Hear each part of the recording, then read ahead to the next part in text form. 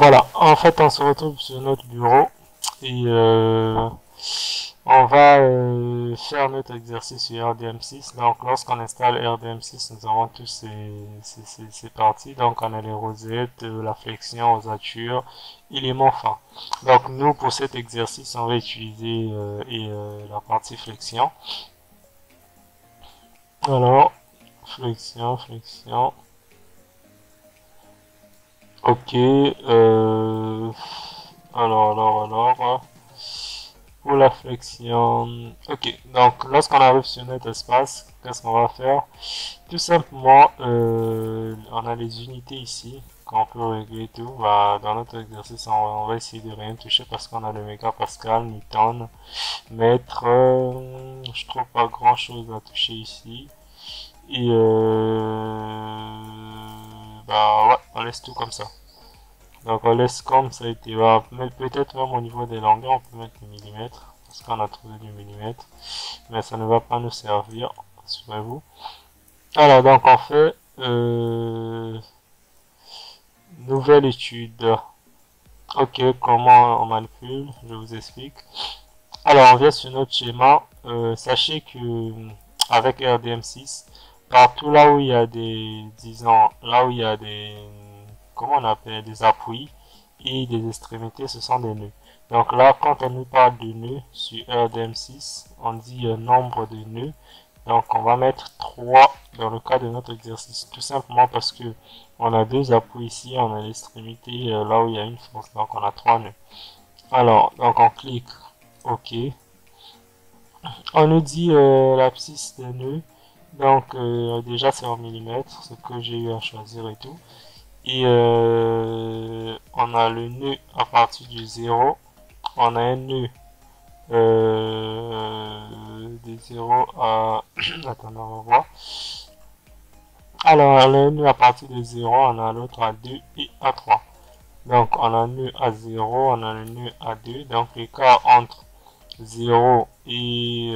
donc, je vous explique. Donc, c'est cet écart-là qu'on parle, donc de 0 à 2. Donc, on a 2 là et on a l'autre 2.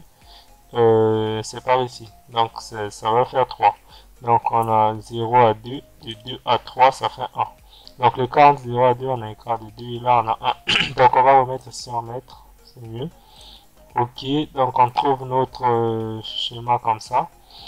Et on regarde les éléments en fait qu'ajouter. Donc, ici, on a les appuis. On a l'appui simple et l'appui double. Donc, on va ajouter. On vient ici, appui. On a les appuis ici. Et en RDM6, en fait, ils font pas la différence entre appui double et simple. Mais du coup, vous pouvez mettre comme ça. Donc, il essaiera automatiquement de ne pas trouver un système hyperstatique. Donc, il va mettre les deux, les simples, simples. Il n'y aura pas de double, double. Alors, donc on prend, on met à l'extrémité et on met l'autre ici. C'est parfait. Alors, qu'est-ce qu'il nous reste à mettre? Alors, on doit mettre... attendez, on va voir. Voilà. Ici, on doit mettre notre... comment on l'appelle déjà? On doit mettre notre épaisseur au niveau disons déjà la forme de notre poutre. Elle doit être circulaire et l'épaisseur, disons le diamètre qu'on a trouvé. On a trouvé 21,62, je pense. Je dois jeter un coup d'œil. Comment est-ce qu'on a trouvé? 21,68. Donc, on va essayer de mettre. Mais c'est pas si important que ça parce que tout ce qui nous intéresse au niveau des RDM6, c'est de voir la position de l'effort tranchant, du moment fléchissant ainsi que de voir les réactions aux appuis. Mais on va quand même mettre. Donc, on a une forme circulaire de diamètre 21,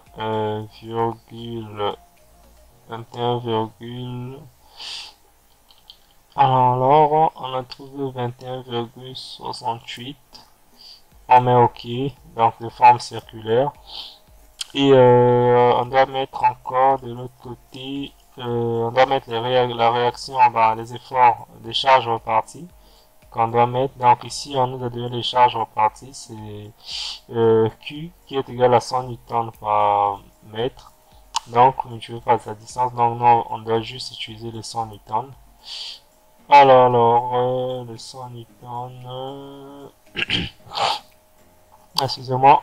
Alors, donc, je pense Non, on ne doit pas mettre les 100 newtons, mais par contre, on va mettre 100 newtons multiplié par sa distance. Donc, L est égal à 1, mais nous avons 2 L ici. Donc, c'est 100 fois 2. Donc, 100 fois 2, ça va nous donner 200, bien sûr. Donc, on va mettre 200. Donc, on a la charge repartie. Donc, pour que les charges soient dirigées vers le bas, comme ici, voilà. Donc, on doit mettre moins. Donc, on va mettre moins 200. Donc, ça sera moins 200. Ok. Donc, on choisit de là jusqu'à là. Voilà. Donc, on a nos charges reparties ici, notre charge repartie. Et on peut même mettre ici la charge fixe qu'on a à l'extrémité. Donc, c'est cette charge-là. Donc, sa valeur, c'est combien? C'est 100 fois L. L est égal à 1, donc ça reste 100. Alors, donc on va mettre moins 100 pour que ça soit dirigé vers le bas. Et pour le moment Z, c'est 0. Ok, et on met notre charge. C'est parfait. Donc là, je pense qu'on a remis la même chose qu'on a là-bas. On a essayé de tout mettre. Et c'est parfait. Donc ce qu'on va faire, on va juste aller voir les résultats automatiquement. C'est l'avantage avec RDM6. Donc on essaie juste de mettre le schéma. On va vérifier directement selon les résultats qu'on a trouvés. Alors, effort tranchant. Est-ce qu'on a trouvé le même effort tranchant? On va essayer de vérifier. Alors, ce qu'on avait fait, l'effort tranchant, on a trouvé de moins 50, ça monte, 150, ça descend en moins 100 et ça continue en moins 100. Alors, ils ont trouvé quoi? Alors, donc, ils ont trouvé là la même chose. Donc, ça fait ça, ça monte jusqu'à ce niveau. Ça descend et ça continue. C'est la même chose. Alors, on passe au moment fléchissant. Donc, le moment fléchissant, par contre, ils sont trouvés dirigés vers le haut. Oui, c'est bien ça. À 0,78. Est-ce qu'on a trouvé à 0,748 aussi? On va voir. Alors, moment. Et ça monte, ça descend. Je pense que c'est la même chose. Oui. Ça descend. Ok. Alors par contre pour cette valeur, je pense pas que ce soit la même chose. Et on a eu à calculer cette valeur, c'est à 0,5. Alors là, attendez, un demi à 0,5. Alors, on a trouvé que ça à 12,5, ça monte ici. Ici, on a trouvé à 12,5 et là, ça passe à 0,5, donc à un demi. Donc 0,5 et donc trouver 0,7. Je pense que l'erreur vient au niveau de la charge. Bah, du coup, l'erreur vient au niveau de la charge repartie que j'ai eu à mettre. Je l'ai mis à 0, pardon, je l'ai mis à 200 au lieu de mettre 100. Donc, on va essayer de reprendre cette partie pour voir si ça va donner la même réponse. Ça va toujours rester la même chose, 0,748 ou ça va donner correctement 0,5.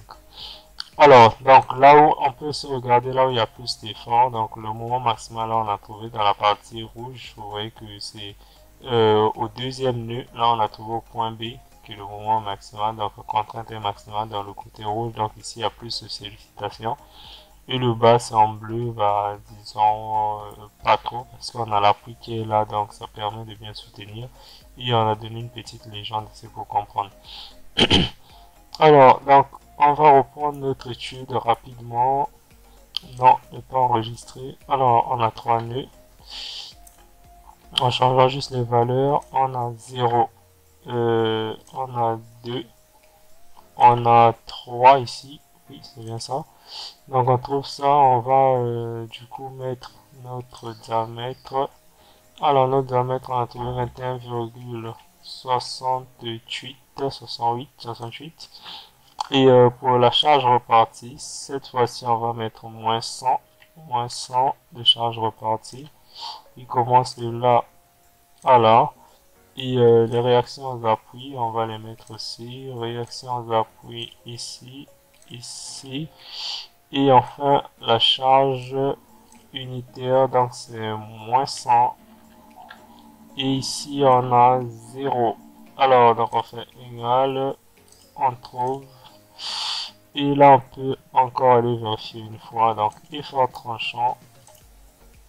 Voilà, rien n'a changé, c'est la même chose. Moment fléchissant, voilà, ça revient à 0,5 comme on a trouvé sur nos calculs. Donc l'erreur venait tout simplement au niveau de la charge repartie.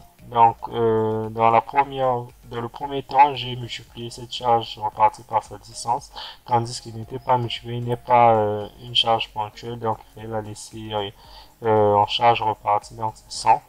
Et là, on revient à la bonne réponse, c'est bien ça. 0,5 on a trouvé à l'extrémum. Et là, on a trouvé 12,5. Donc, c'est la même chose. Ils ont trouvé, disons là, ils l'ont mis, je pense, ils ont mis fois U, exposant, pardon, 1. Donc, ils l'ont mis attendez, en millimètres, je pense. Ok, je vais voir. Alors, là, on a trouvé 12, oui. On a trouvé 12,5. Et ils ont trouvé la même chose, ça passe à 0,5. Et c'est bien ça, 0,5 et là 12,5. Alors là, on arrive à la fin. Je crois que vous avez bien vu comment vérifier aussi avec le logiciel RDM6. Donc, ce qu'on va faire, je vais essayer de vous mettre un lien au niveau de la description, si j'arrive, bien sûr, avec le logiciel RDM6. Espérons que YouTube ne bloque pas la vidéo à cause de ça. Donc, je vais essayer de vous mettre le lien au niveau de la description et vous pourriez directement télécharger ce logiciel directement dans ce lien, l'installer directement sur votre ordinateur et ça ne pèse pas. Là on arrive à la fin de la série de l'exercice. Comme promis, je vous ai promis que vous allez comprendre et qu'on devait faire des vérifications jusqu'au bout. Et là je pense que l'objectif est atteint. Si c'est le cas, n'hésitez pas de laisser un commentaire à la fin. Et merci à vous. Merci de votre compréhension et d'avoir regardé la vidéo. À très vite.